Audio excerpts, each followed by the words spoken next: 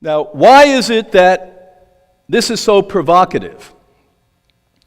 Because we could feel one of two ways. You could feel really bad because you were so ignorant that you did this, or you could feel really deceived. And I'd rather have you think it was the deception, that the cultural, the societal, the economic deception that has gone on. And we have reduced ourselves, relegated ourselves as a human species in modern civilization to allow the guy who is the shrewdest, the most cunning, who has their hand on the bank, to be the guide for human decisions. This is frightening stuff.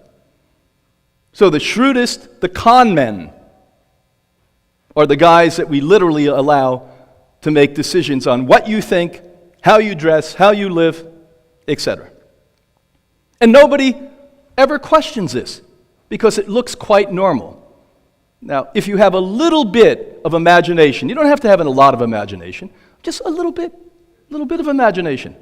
You may start to liberate yourself and ask the question, could it be possible that this has been a very successful plan that has been instrumented into creating and controlling the economics and future of humanity? Well, I've pondered that now since I was a young boy in my early 20s, and I've come up with a definitive answer: yes, Y-E-S. And every time I look at this deeply, it doesn't surprise me anymore that this is all something that has been manufactured. And it's not a conspiracy, it's greed at its worst. It's greed at its worst. We are willing to sacrifice human life and the future of humanity for the profits of a few. I will once again report to you what this conversation's about. We are willing to sacrifice your health, your life, the life of your children, your grandchildren, the future of humanity for a few people, those deceptive con artists, to make money. Now, you could throw your hands up, as I would have at one point, and say, well, it's too big for me, I can't do anything. There's one thing I learned, that the only thing these people know, because they're not conscious in any other way, they have no awareness, no imagination, no spiritual increment. My latest book is discussing that in Emo Spirit. It will be out soon. So they literally are blinded like this. But one thing they do see 24 hours a day, 7 days a week is money. And if you know what I'm telling you is true, and let's hope to God you know what I'm telling you is true, because if you don't know what I'm telling you is true, something's wrong with you. Something's wrong with you. You like to be abused. You're a self-loather. You have no self-respect. If you don't know what I'm telling you is true, then take away what they know. No, the money. I'm not going to put money into it. I'm not going to do this. I'm not going to support this industry of death, dying, and disease. Now, what are those industries? Let's be vividly clear. You can watch it every night on television here in the United States. Because when most people are watching television, after they're exhausted from working for those industries all day long, they come home and plop on television, and the ads are fast foods, and when you go along with that program, the next ad are the drugs that you basically take as a result of what the fast foods caused. Now that's the two people you've got to look at. You want your eyes on the ball? You have two eyes. That's one eye, that's another eye. If you're not watching these people, you're not doing your job as an ethical human being. You're not ethical if you're not doing this. And again, the one way you take away their power is a two-letter word. Yes takes three. Oh, yes takes a little effort. No takes less effort. No. Now, what are you worried about? You're going to starve to death? All I ate was meat. My God, I didn't know what a vegetable was. I haven't starved to death. I flourished. I thrived. In my late 60s, I feel like I'm a 20-year-old kid. And I've watched thousands, tens of thousands of people recover from disease because they said no. And they said yes to themselves. Yes, I deserve to do the right thing. Yes, I deserve to be liberated. Yes, I deserve to know the truth. Yes, I deserve to live the way God intends me to live. Human life is a gift, and we should be the highest species on the planet Earth that honors and respects and protects the gift that God and nature gave us. And we destroy it. We urinate on it. We curse at it. And we all do this in the name of God. Shame on us. That's mental sickness, is what it is. First page. Again, when I said Bible, oh, all of you woke up. Bible. Oh, yeah, the Bible. How many of you here, again, read the Bible? Raise your hand. So, for those of you out there in the world, 95% of the people that were in this room here with us at the Real Truth About Health conference, raise your hand. Well, have you remembered the first page? So let's go back to your Bible that all of you seem to be quite familiar with. So the first page, and I'll do it in detail in a modern American English way, so maybe this will permeate you. I won't say thous and those and these and that. I won't do that. God says that I gave you a gift, and the meats are the fruits from the trees, and the medicines are the herbs of the earth. And when we sinned, the later part of this document, we reduced ourselves to eating other creatures. Hippocrates Health Institute, since 1956, has put 100% of the hundreds and hundreds and hundreds of thousands of people on a plant-based organic diet, and we have not gotten weak, we've gotten strong. We have not aged prematurely, we've slowed the aging process. We have not succumbed to diseases that mainstream medicine with their highly educated puppets tell you are incurable. We've watched people heal themselves.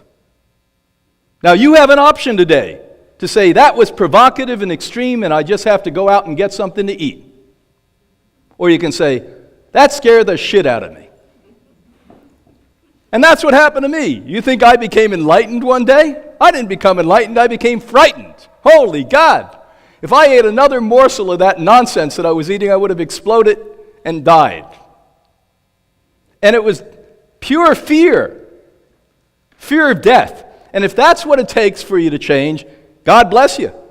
You ought to be frightened because you're marching to death. Most of you at the health store are marching to death. I watch the nonsense, hundreds of dollars of nonsense people are buying at the organic stores and thinking it's health food. It's garbage.